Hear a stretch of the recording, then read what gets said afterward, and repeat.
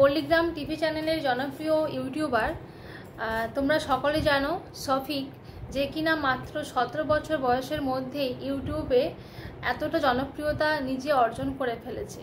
তোমরা কম বেশি সকলেই জানো। তো তাকে নিয়ে আজকে আমি কথা বলবো, তাকে নিয়ে আজকে ভিডিওটা করা।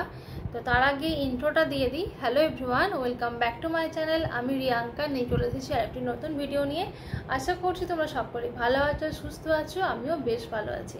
আমার একটি নতুন ভিডিওতে তোমাদের সকলকে জানাই ওয়েলকাম ও ভালোবাসা। তো খুব ফেমাস একজন ইউটিউবার, মাত্র 17 বছর বয়স, 17+ সেরকম হবে। শফিককে তোমরা সকলেই জানো, চেনো। তার ভিডিও এতদিন ধরে তোমরা দেখে আসছো। শফিককে অনেকেই আছো তোমরা তার রীতিমতো ফ্যান হয়ে গেছো।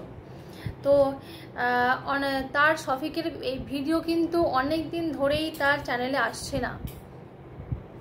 তার কারণটাও তোমরা কারোর আশা করছি অজানা নয়। যারা জানো না তাদের উদ্দেশ্যেও আমি আরও একবার বলে দিচ্ছি।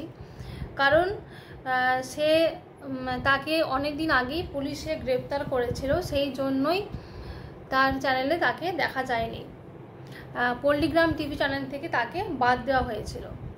তার বিরুদ্ধে হচ্ছে অভিযোগ ছিল যে সে কিনা একটি নাবালিকার সাথে, সেই নাবালিকাটি বয়সও তার মতনই, শফিকের মতনই 17+। তো সেই জন্যই নাবালিকা বলা হচ্ছে। তো সে একটি নাবালিকার সাথে শারীরিক সম্পর্ক করে তাকে মিসইউজ করেছে। এই অভিযোগে তাকে কিন্তু পুলিশ গ্রেপ্তার করেছিল। তো মেয়েটির বাড়ির লোকই শফিকের এগেনস্টে অভিযোগটা করে।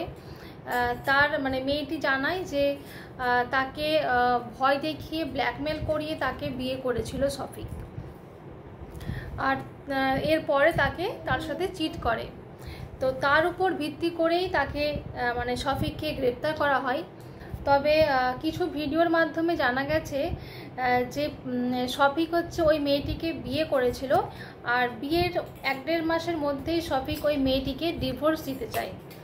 তো সেই কারণেই মেয়েটি তার এগেনস্টে কেস করে। তবে শুধু শফিক না, শফিকের সাথে তার 2 জন বন্ধুও ছিল এই অভিযুক্তদের মধ্যে। মোট 3 জনের নামে কেস করা হয়। শফিক আর তার 2 বন্ধু রাকেশ ও রুবেল, এই 3 জনের নামে কেস করা হয়।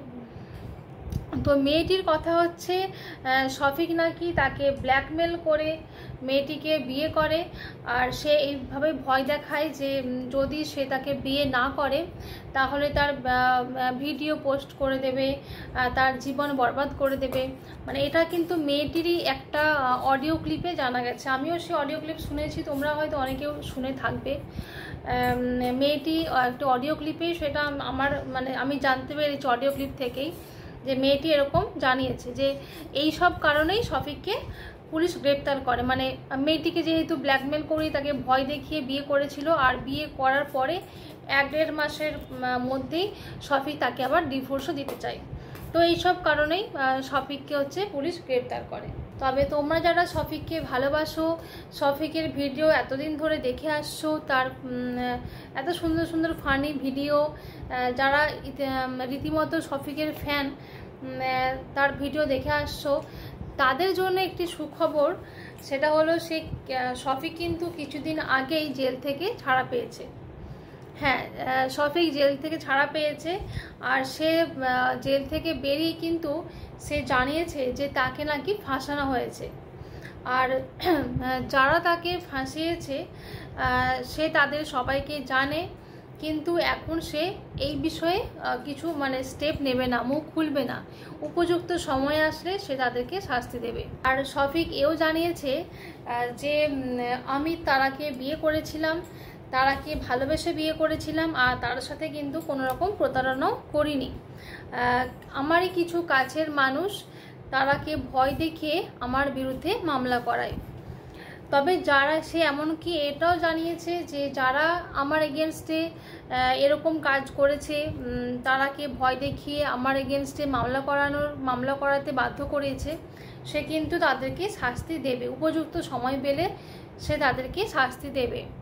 সে এটাও জানায় যে শফিক ও তারার বিয়ে কিন্তু আবারও ধুমধাম করে হবে। আর সেই বিয়েটাও দেবে কিন্তু তাদেরই উভয়ের পরিবার, মানে এখন শফিক ও তারা উভয়ের পরিবারে কিন্তু তাদের এই বিয়েটাকে কিন্তু মেনে নিয়েছে। আর তারা কিন্তু ধুমধাম করে তাদের বিয়েও দিতে চায়। তো এইটুকুই শফিকের কাছ থেকে জানা গেছে সোশ্যাল মিডিয়ার মাধ্যমেই।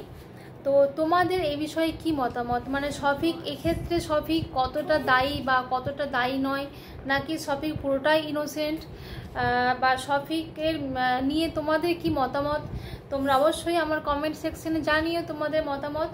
তো আজকের ভিডিওটা এই পর্যন্তই। তো আবার দেখা হবে নেক্সট কোনো ভিডিওতে।